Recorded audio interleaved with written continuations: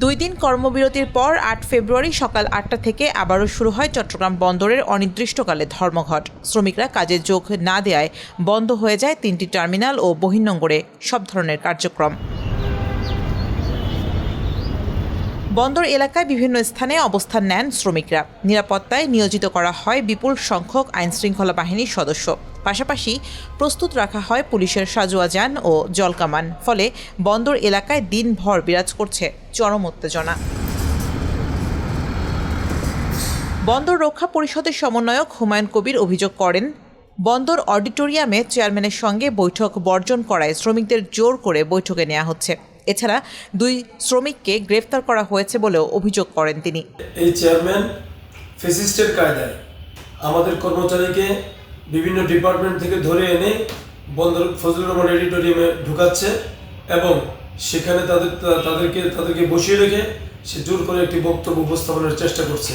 জাতিকে জানাতে চাই, চট্টগ্রাম বন্দরের চেয়ারম্যান SM মনিরুজ্জামানকে প্রত্যাহার না করলে চট্টগ্রাম বন্দর এলাকায় যে অশান্তির আগুন জ্বলবে, সে অশান্তির আগুনের জন্য সম্পূর্ণরূপে আমরা সরকার এবং কর্তৃপক্ষ সহ সকল সংশ্লিষ্ট সকলকে দায়ী করব। এদিকে দুপুর 12:15টার দিকে বন্দর ভবনের সামনে প্রেস ব্রিফিং করেন বন্দর chairman Real admiral SM Moniruzzaman. তিনি জানান, শ্রমিকদের সঙ্গে বন্দর কর্তৃপক্ষের মিটিং হয়েছে, তারা কাজে যোগ দিয়েছেন। বন্দরকে হাইজ্যাক করে নিয়ে জনগণকে জিম্মি করে এই ধরনের কার্যকলাপে কিছু বিপদগামী কর্মচারীরা তারা এই পথ বেছে নিয়েছে। আমরা রাষ্ট্রের কর্মকর্তা, আমাদের আনুগত্য থাকবে রাষ্ট্রের প্রতি, আমাদের সংবিধানের প্রতি। আমাদের যে আইন দেওয়া হয়েছে, যে বন্দরের আইন, যেটা দিয়ে বন্দর চলে, সেই আইনের প্রতি আমাদের শ্রদ্ধাশীল থাকতে হবে, প্রতিষ্ঠানের প্রতি শ্রদ্ধাশীল থাকতে হবে। তবে shipping agent, customs agent, berth operator ও শিপ হ্যান্ডলিংয়ের অপারেটররা বলছেন, বন্দরের টার্মিনালগুলোতে জাহাজ থেকে কন্টেইনার ওঠানামা, পণ্য ডেলিভারি সহ সব ধরনের কর্মকাণ্ড বন্ধ রয়েছে। এমনকি বহির্নোঙরে কার্গো জাহাজ থেকে পণ্য আনলোডিংও বন্ধ। এতে ব্যাপক ক্ষতির শঙ্কায় আছেন ব্যবসায়ীরা। এই যে বিগত কয়েকদিন ধর্মঘটের কারণে আমাদের আমদানিকারকের যে ক্ষতি হয়েছে, সেই ক্ষতি যে আমাদের এই ধর্মঘটের কারণে আমরা যে ডেলিভারি দিতে পারি নাই, আমাদের বন্দরে যে ড্রাইভারেজ চার্জ, আমদানিকার যে আর্থিক সহযোগিতা হচ্ছে, এই ড্রাইভারেজ চার্জ যেন মকুব করা হয়। আমাদের কার্যক্রম এখনও বন্ধ আছে। আমরা কার্যক্রম শুরু হলে ইনশাল্লাহ আমরা কাজ করব।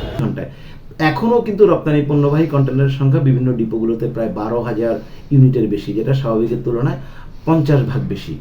ওদিকে আমদানি পণ্যবাহী কন্টেনার যে 67টা আইটেম বিভিন্ন ডিপোগুলো বন্দর থেকে তাদের প্রেমিসে যে নিয়ে এসে ডেলিভারি দিয়ে থাকে, সেই কন্টেনারের সংখ্যাও কিন্তু চট্টগ্রাম বন্দরে ধীরে ধীরে বাড়ছে।